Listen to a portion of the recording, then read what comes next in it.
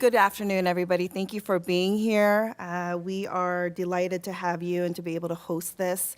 My name's Elena Casio, and I'm part of the Diversity Advantage team, and I'm also a member of our ERG, Employees of Bellevue for Racial and Cultural Equity, also known as Embrace.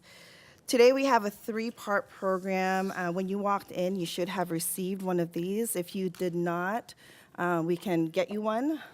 So today we will be listening to an oral storytelling by Daniela Munoz. And afterwards, we will be heading to 1E108 if you are able to join us in a staff conversation about everything that we are going to learn and experience today. So we have truly worked tirelessly to ensure that we've got a great program today that supports Bellevue's collective efforts in ensuring that we have an inclusive workforce. We're here today to listen and share with one another. As public servants, we serve a population that's almost 40% foreign-born, 42% of which speak another language other than English at home. And at this point, about 86 different languages are being spoken in Bellevue School District. So this topic of immigration and the varied experiences of acclimating into a new life, both difficult and joyful, is quite relevant. So I would like to call up our Deputy City Manager, Nathan McCommon, to give a few remarks.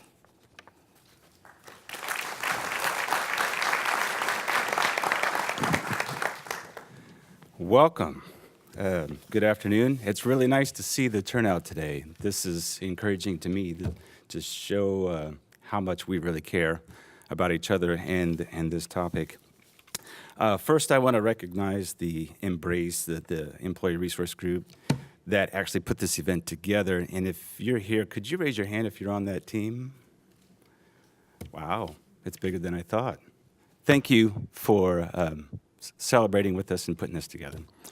Second, I also want to recognize that we stand, or some of us are sitting, in a place where indigenous people once stood at a time before the arrival of immigrants from Asia, Africa, and Europe. And I want to honor that legacy. Today's program is an early launch to Welcoming Week, which is actually going to occur next week. So pay attention to events that are going to be happening during that week. But this is a chance to specifically celebrate internally here in Bellevue among our own staff. You should probably know that Bellevue was recognized last year as a welcoming community by the nonprofit, nonpartisan organization called Welcoming America. And observing Welcoming Week is a way that communities across the United States have a way to come together. The fact that our city is increasingly diverse, like Elaine just highlighted, also highlights just how much we need to learn from each other. Also how to celebrate from the best of our differences and to work toward our collective success.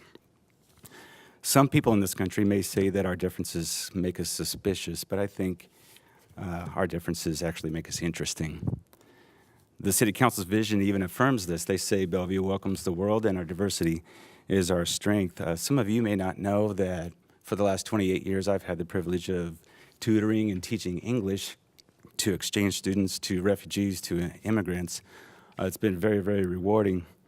There was one time I asked a student that was from Korea, I said, why the US? Why do you want to come here? And she said, Nathan, I could go to Japan. And in fact, she did her undergraduate work in a university in Japan and could very easily pass for Japanese if people didn't ask her about her heritage. She said, I could go to Japan, I could have a good life, become a citizen, but they would never see me as Japanese. Or I could go to Germany, fulfill the requirements of citizenship, and have a good life, but they would never see me as German. She said, but anybody can immigrate to the United States and become American. And I think America actually looks like this room. I've been looking forward to this program. I've been looking forward to your stories. I read the boards this morning and actually was really moved by what I read. It makes me actually want to stop and listen to everybody's story if we had that kind of time. Would love to have the chance to like shut down work for a week and just talk to each of you, get to learn who you are. I got a feel for what your job is, but I don't have much of a feel for who you are. So I think this is a good chance to at least listen to a few stories and let's see what a slice of humanity we have that actually works for the city of Bellevue. I would encourage you to take advantage of the programs next week, so pay attention to those. You can learn more about that on our website at bellevuelaw.gov. And now I would like to honor the storytellers. If you are a storyteller, we have them come up? Yeah. Would you come up here? And we have a special gift for you. Annie Lane, could you help me with this? Okay. I'll go ahead and call up the storytellers. And so what we have for you is, we didn't think that you could fit the storyboards in your living room. So we actually have a smaller version of your story that you can take home and share with the rest of your family and friends. So I would like to call up and also thank Ruchi Bhutani.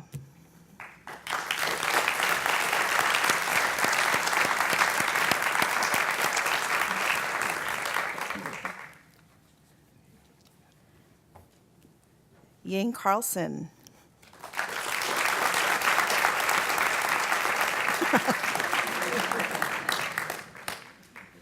Milford John Williams.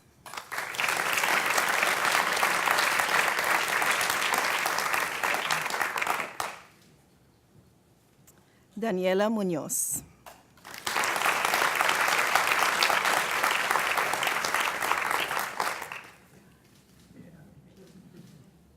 Ben Shahabi, who is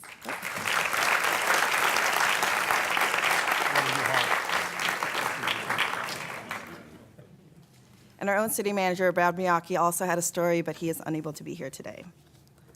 Myself as well.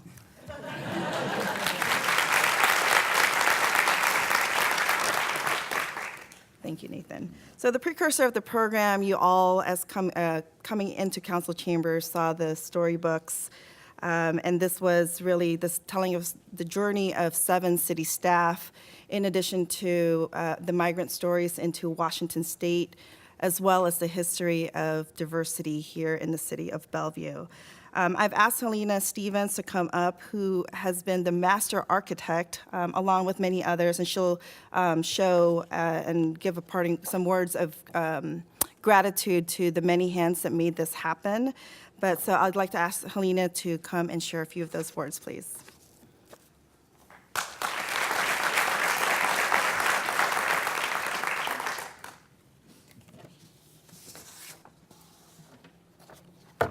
Good afternoon, everyone. I'm Helena Stevens with Parks and Community Services, and I sit on the Embrace Committee.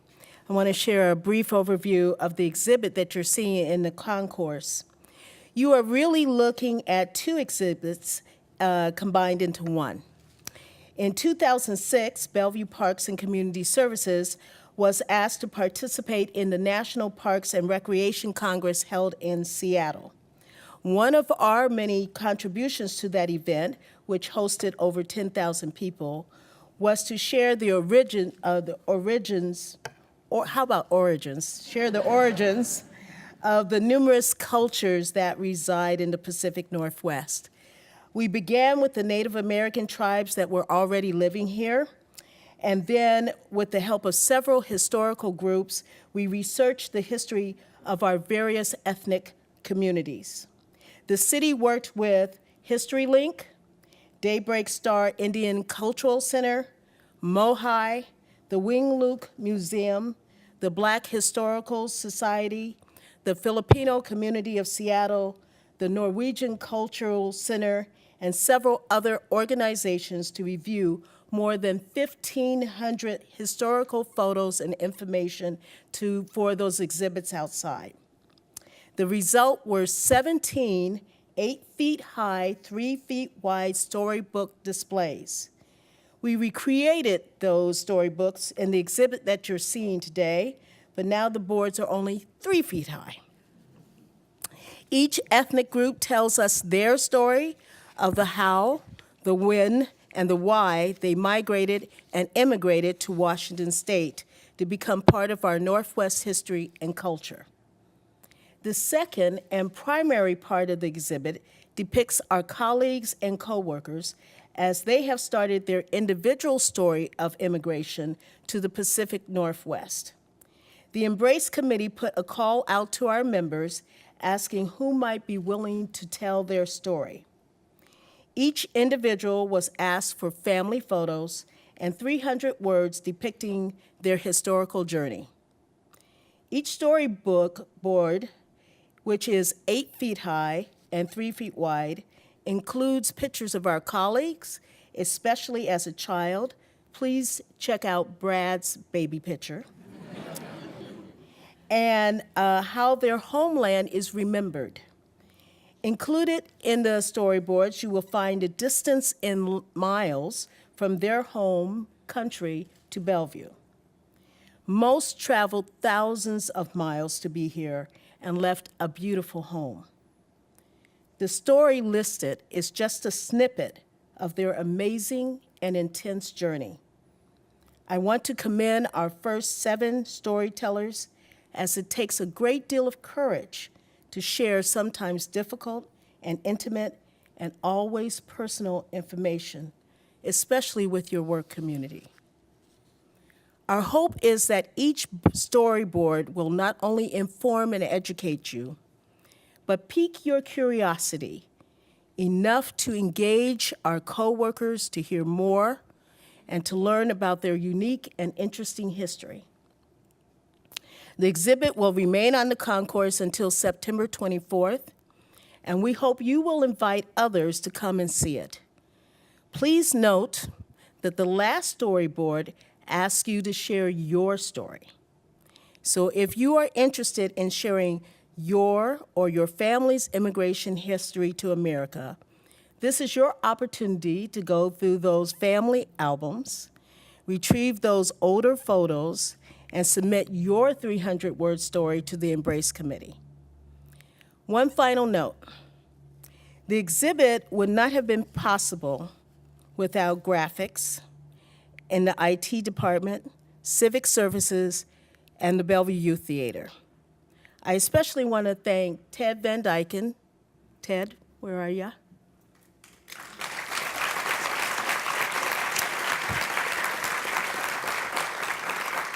For his amazing graphic talents, Stephen McBride of Facilities, because he created the stands that make those 8 feet high boards stand, and Stephanie Dompierre of Civic Services, the Bellevue Youth Theater, and Racy from the Copy Center. All of these people, from beginning to end to the final touches, have made this wonderful exhibit that you see out there today, and we're so very pleased and thankful and grateful to all of them. Thank you.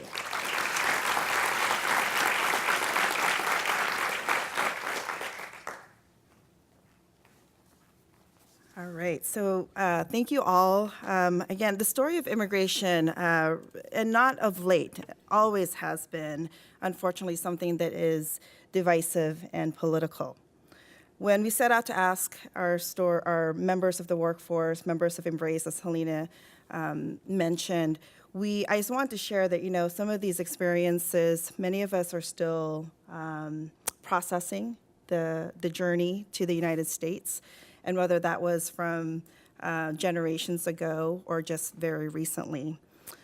Some of the staff that we had asked did not feel like they could revisit some of those stories just yet. Others hadn't thought too much about it, and some felt compelled to tell their story. I am grateful for all of these responses.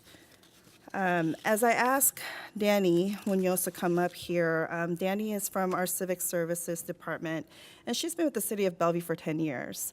I want to leave you with this quote. I know that many of the events, similar events that we've hosted like this, we have the component of storytelling because it is impactful, it's powerful, but it's also a task that requires a lot of courage and vulnerability. And so I'd just like to acknowledge that. But I'd like to leave this quote before Danny comes up here to speak. And it's from Audre Lorde. And she says, I've come to believe over and over again that what is important to me must be spoken. It must be made verbal and shared, even at the risk of having it bruised or misunderstood. Directly following Danny's story, we will be migrating over to 1E108, where we will have staff dialogue to talk about some of the stories that you heard today, the storyboards, and we'll also have lunch available there. So, Danny.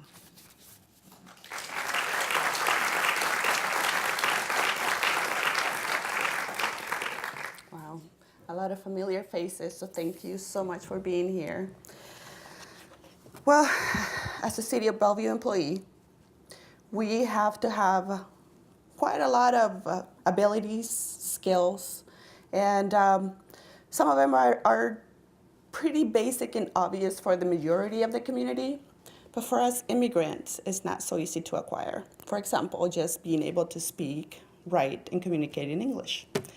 So for that, I want to give you guys and share with you, because I consider a lot of you my friends, a little bit of the immigrant experience. And for that, my story will be told in Spanish. Don't freak out. I know most of you took Spanish in high school, but I'm not going to test you on it. So I have the gracious help of Cecilia Martinez Vasquez. She is the program coordinator for the Parks Department, and she will be translating for me. So I hope you enjoy it. Again, embrace it. So, para entender mi historia, quiero que entiendan mis rasgos físicos primero. So, to understand my story, I want you to first understand my physical appearance. Yo nací en Santiago de Chile I was born in Santiago de Chile, y las etnias que están representadas en mi persona son primero los españoles que llegaron a Sudamérica a conquistar. so my appearance, the ethnicities you will see in it, first to start with the Spanish conquerors that arrived to South America. La segunda son de gente africana que no llegó voluntariamente al sur de Sudamérica, traído por los portugueses. The second you will see in me is the African influence, the African slaves that were brought by the Portuguese to South America. Y la tercera, la más predominante en mi apariencia física y en mi carácter, es de los mapuches, los nativos de Sudamérica, que nunca fueron conquistados por los españoles. And the third you will see in me is that of the Mapuches, the only cultural tribe in South America that was not conquered by the Spaniards. Pero ninguna de estas etnias fueron mi razón por la que llegué a Estados Unidos. But none of these ethnicities are the reason why I arrived to the United States. La razón por la que tal vez muchos otros inmigrantes en este lugar llegaron aquí fue el matrimonio. So the reason why I arrived in the United States, like maybe some of you, is through marriage. La historia de mi esposo, Christian, es un poquito más crítica y más dramática. The story of my husband, Christian, is a little more dramatic and more critical. En 1973, en Chile, hubo un golpe militar. In 1973, in Chile, there was a military coup. Mi suegro, por razones políticas, fue tomado y llevado a un campo de concentración. My father-in-law was put in an encampment because of political reasons. En el 1976 fue liberado solamente bajo el estricto condición de que tenía que salir del país de exiliado. In 1976, he was freed, but only under the very strict conditions of exile.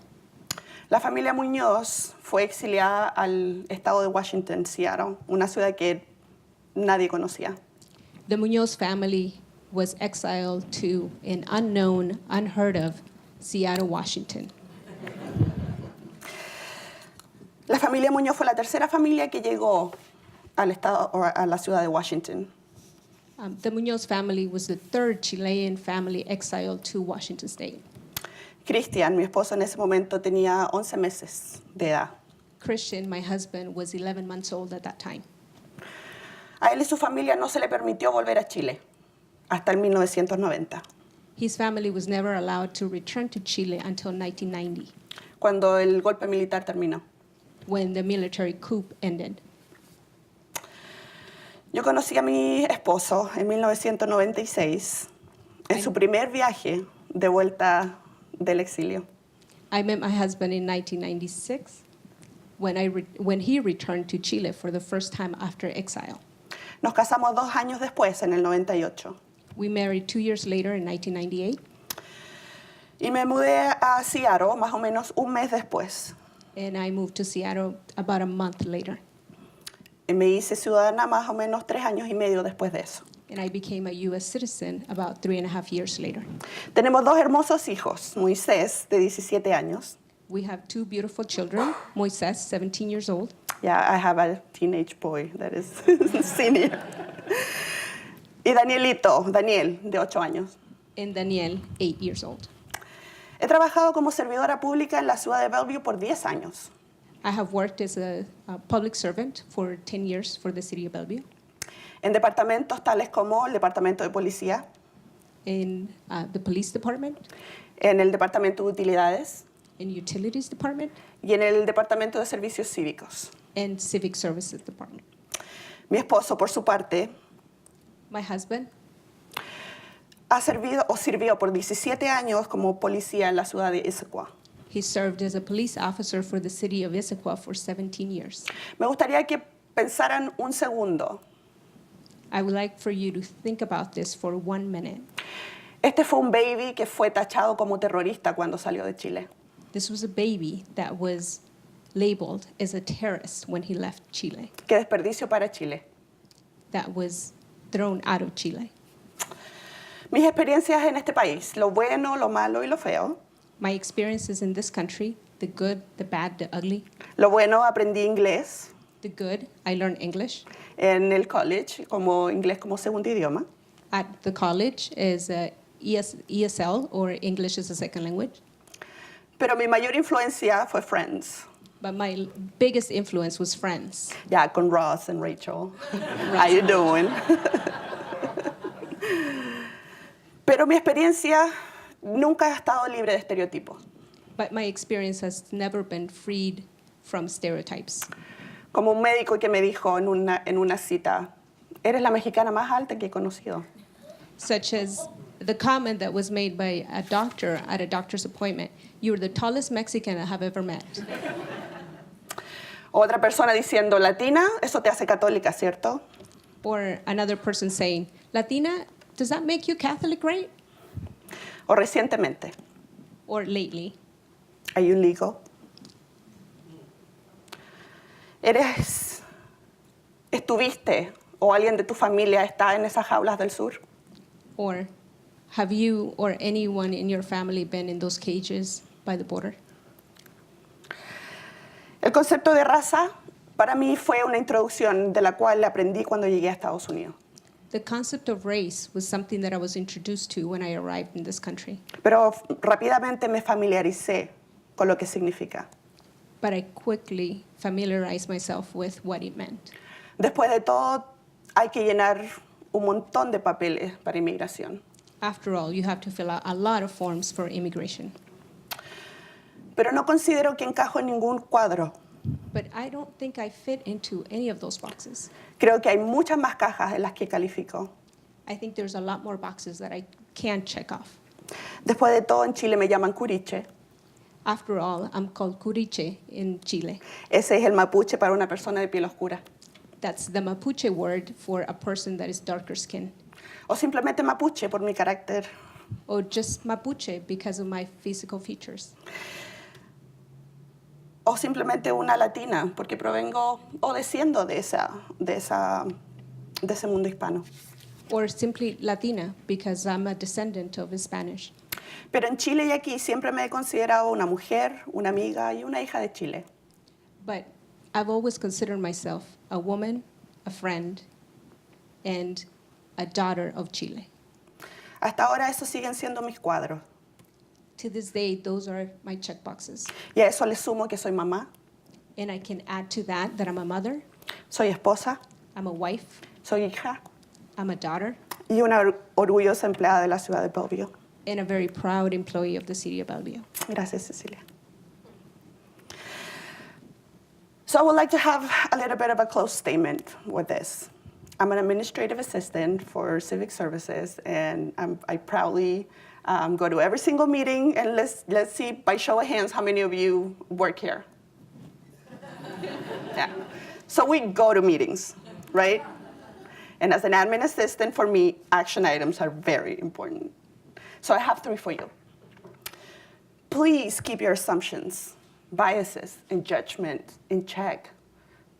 We walk around our city, the world, our homes, our families with a loaded weapon, our mouths. And sometimes we just shoot it, and we don't think what we're saying. The reason why I included those 3 examples of being in a stereotype culture was because I was able to have a conversation with those people.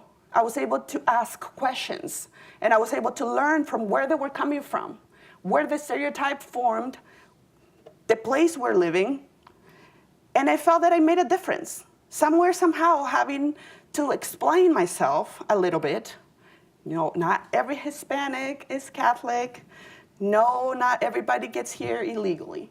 That comes from the southern border. So please just be responsible. That will be my first call to action. The second one, tell your story. Only God knows how hard it is for me to stand in front of you today. I mean, a lot of you know me from the police department, utilities, civic services. This is not easy for me. But I feel that if I can make a small difference, if my drop in the water can cause a lot of waves, maybe small waves, but if I can make a difference into just one of you, just stop and think. And then listen. But listen with an open heart. Be willing to stop, think, and share not only your story, but learn from the other person. That will be just the ideal for the city. And I just learned this a couple days back, and I'm like, well, I have to say it. Did you know that trees communicate with each other? How many of you like hiking? I know a lot of you, and you like hiking. Come on, show of hands. They communicate with each other. Underneath the surface, they exchange important information. When one of them is attacked by, I don't know, infection or whatever, he's able to communicate with the trees next to them to tell them what's happening, to give him warning signs. This is happening to me. Hey, lift up your defenses. They look it up if you don't take my word for it. Come on, if trees can do this, I know we're very competent here in the city of Bellevue, and I'm proud of that.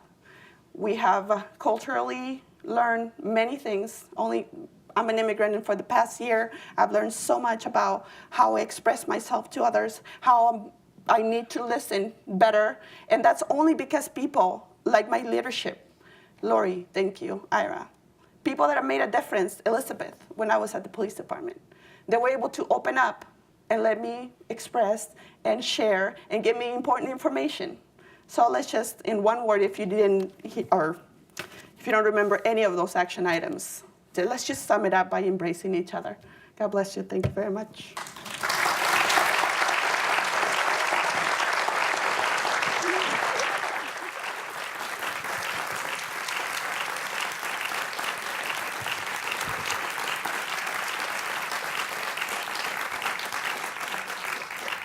We had a couple of objectives for the event today. One was to create conversation, and the other one was to continue to be a learning organization. And actually, the third one was to humanize this journey of immigration. And I believe that we've been able to accomplish that. As part of the learning component, being a learning organization, I'd like to ask Debbie Lacey, who is the founder of ERIC, Eastside Refugee Immigration Coalition, to come up here to share a couple of words about opportunities for staff in this next week to continue to engage in this dialogue. And I'd also like to remind you, because directly after Debbie speaks, we'll just go ahead and excuse folks. I know you'll probably want to stay here and have conversation, but I promise you the conversation in 1E108 is where you want to be, to continue to speak with the storytellers with one another as well. Debbie. Thank you, Elaine, and thank you, City of Bellevue, for allowing me to crash your party today. I am not a City of Bellevue staff, but I've been working for over 20 years with amazing City of Bellevue staff, and our partnership has been strong, and I couldn't be prouder. I was very emotional, actually, walking in today to see this beautiful display and to hear Danny's story and to hear Helena talk about the journey to getting here to today, too. And I know all of you are part of that.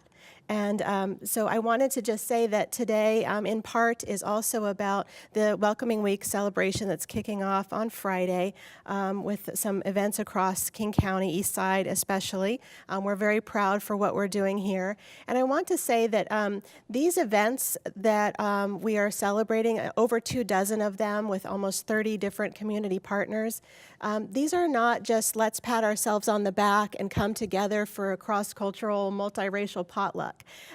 Yes, there's food and there's great celebrations and wonderful things happening that we can all feel good about in the moment.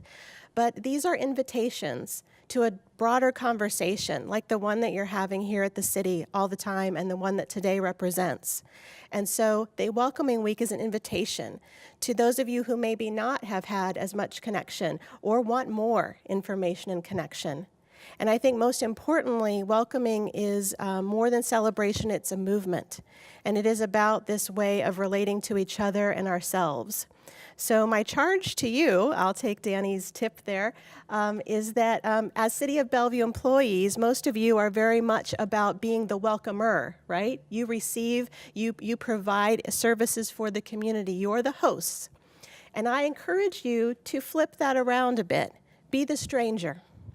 Go somewhere where you're in the minority in one way or another pertaining to your various identities that you hold, and allow others to welcome you.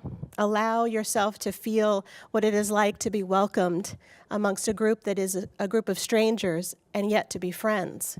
And you can do that by going around to the Welcoming Week. The city has put together these amazing passports. And by the way, the other cities on the east side are really jealous.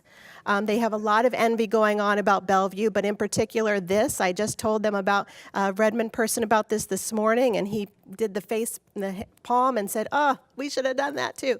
So if you go around to the events, you will get signed off from the hosts of those events, and I've been told there's a special prize at the end if you have filled this out and get around to as many events as you can. So these are just the Bellevue ones in here. I know not everybody lives in Bellevue, and so maybe other ones are more accessible to you. Please do enjoy and participate and engage. And I personally would love to see you there. I'm going to be at most of them, if not all.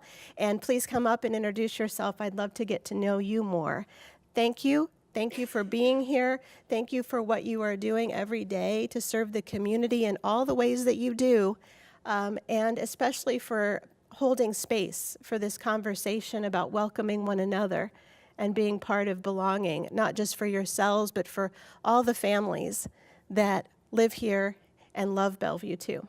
Thank you so much.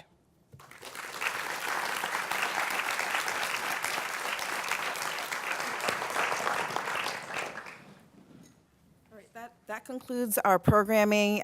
For those who are able to stay, we are going to continue the conversation. The passports, we will have a bag of resources that the Embrace Group has also created, which includes a card of how to be more inclusive, just a top 10 that we can all be reminded of. And so that concludes today. Thank you for being here. 1E108.